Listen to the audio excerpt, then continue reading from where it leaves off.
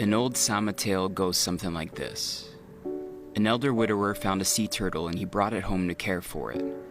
After a while, the turtle transformed into a beautiful lady and started to care for him. He took her as his wife, and from the union, a crying child was born. Out of frustration, the man called his child the son of a turtle who is always crying. His wife got angry and told him that if he loses his temper again, she will leave and transform back into a turtle. He wasn't able to control his anger, and eventually the wife left. Now each time the child is hungry, he needs to bring his son to the coral reef so that his mom can feed him.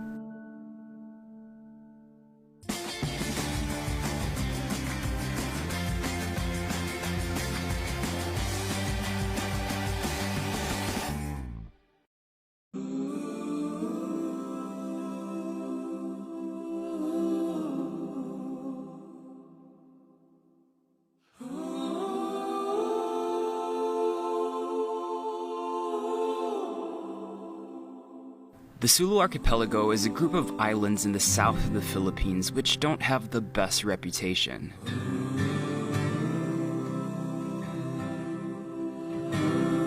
Tawi-Tawi is the last province of the country and is actually closer to Malaysia than it is to any other province. Just take a look at this map. It consists of 11 municipalities and many beautiful untouched islands. The concern is with good reason. The Sulu archipelago has been known for years to be home to terrorist cells, kidnappings, and tribe wars that always seem distant to us city folk, yet very real, evoking fear each time these islands are mentioned or provoking travel bans and warnings. However, from all the people I talked to, from the military to NGOs, I found that the Tawi-Tawi was a place of peace, where people are working hard to change their image and showcase their culture.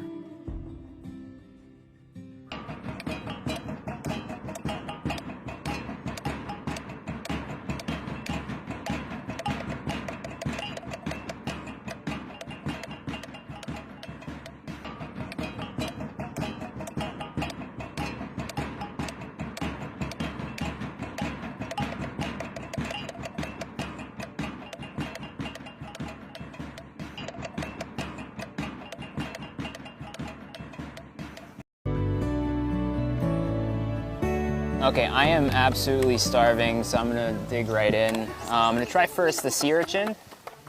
It's a strange color if you kind of take a look at that. It's like reddish brown. It's like stewed, I want to say, but it retains kind of its texture. Try the mee goreng, which is basically kind of like a local version of pancit, or mee goreng from Malaysia. Quite nice. What do you expect? Whoa. Like, the spice level on that is pretty good. I'm actually liking this. If all the food's gonna be spicy while we're here, it makes me happy, man. Kilo Win, pretty standard. Nice and fresh. Actually sweeter than what I would expect, so they probably add some sugar in there. Then we have the fish that they were talking about a while ago. Not quite sure still what it is. Very meaty, lots of texture. And finally, we have the crab. Not as spicy as I expected it to be, but quite nice. And it's cool, it's completely full. I'm gonna dig into that later. But what we're all here for is for the sea mantis. So it's kind of like a cross of a lobster and a shrimp. Sorry, the smoke's hitting my eyes. But that flavor is so good. I actually think it tastes more like a lobster than it does a shrimp. If this is the start of the food that we're gonna get in the region, I'm gonna do this with my eyes closed. It's gonna be delicious and I'm really happy. The area is mostly inhabited by the Sama people, and I use this term in a very general way, as there are lots of various subgroups with their own distinct languages. Usually, people will identify themselves as Sama, followed by the island they are from. They not only live in the Sulu archipelago, but can be found in Sabah, Malaysia, or in Indonesia. From our discussions, there are two main groups. The Sama Dilau, which are sea nomads who used to live primarily at sea on wooden ships, who now build their houses on stilts. And the second group are the Sama Dea. Dea meaning inland. However, it's best to ask the person you're talking to which group they associate themselves with. The term Bajau seems to stem confusion and tension, so I personally don't use it.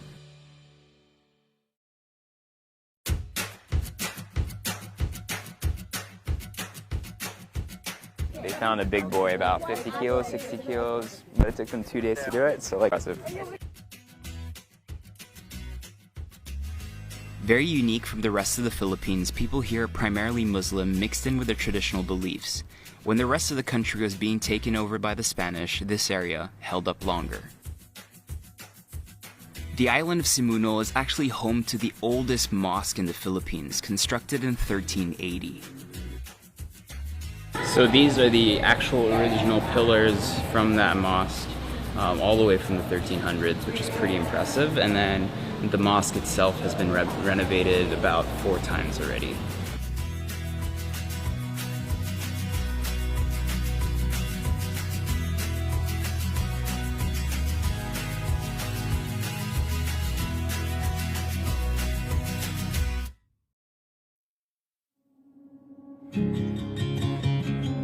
The people here live close to the sea, and many of their myths and tales are centered around the ocean.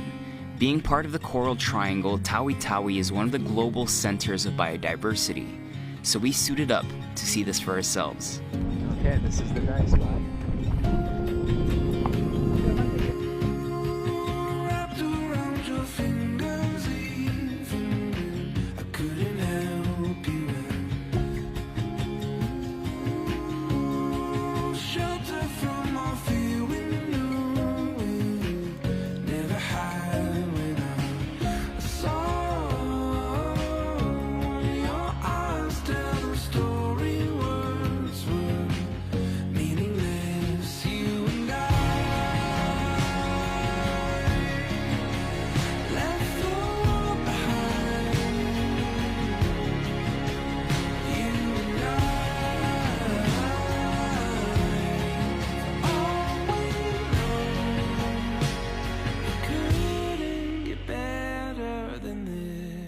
Fishing and seaweed farming are the main sources of revenue on these islands, so we woke up early at 3 a.m. to go out into sea with Manang Ronnie.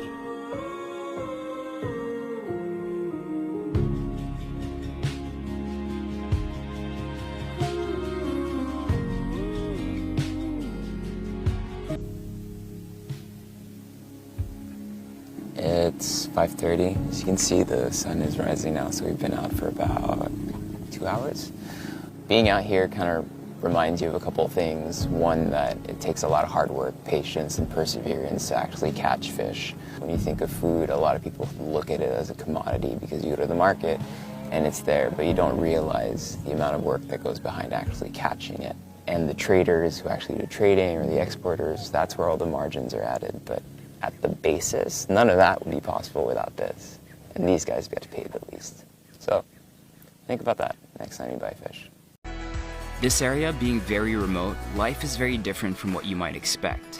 Trash, water, livelihood, and electricity can be quite difficult. We were accompanied in this trip by Ilak Diaz, who runs Litters of Light, a company that helps isolated communities set up low-maintenance solar lights. This just shows that tourism could benefit this area greatly. However, it has to be done right, progressively, and in coordination with local customs. So do you want World War or Legend 2? I want Legend 2. That's my name. Okay, go. All right, so we managed to convince the fishermen. This area being very remote, life is very different from what you might expect. Trash, water, livelihood, and electricity can be quite difficult. We were accompanied in this trip by Ilak Diaz, who runs Litters of Light, a company that helps isolated communities set up low-maintenance solar lights. This just shows that tourism could benefit this area greatly. However, it has to be done right, progressively, and in coordination with local customs.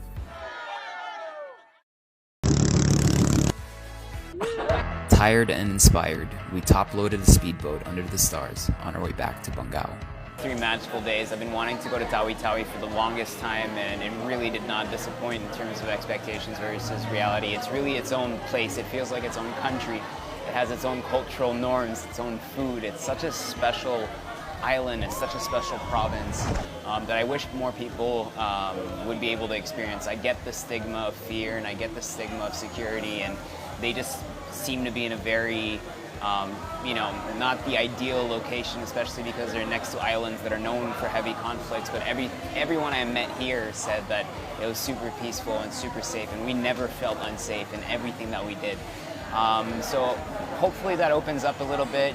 You know, you really feel like what's great is the cultural heritage is so strong. People live the way they've been living for years and years, but you also do feel like there's a need for people to you know, to live slightly more comfortable lives and be able to have more revenue in a, you know, in a more sustainable way. Because, you know, with the fishermen, it was up and down all the time. They have to go further. So there's also a situation where you do feel like the communities could benefit from tourism, and I really hope that the tourism that does happen is a sustainable one, where it's slow, takes its time, and really respects the local environment, the local culture, has a strong educational aspect to it, where people can really take care of the land and appreciate it for what it is, and also the locals can learn to really appreciate their land and be proud of it, because I think that's the most important thing.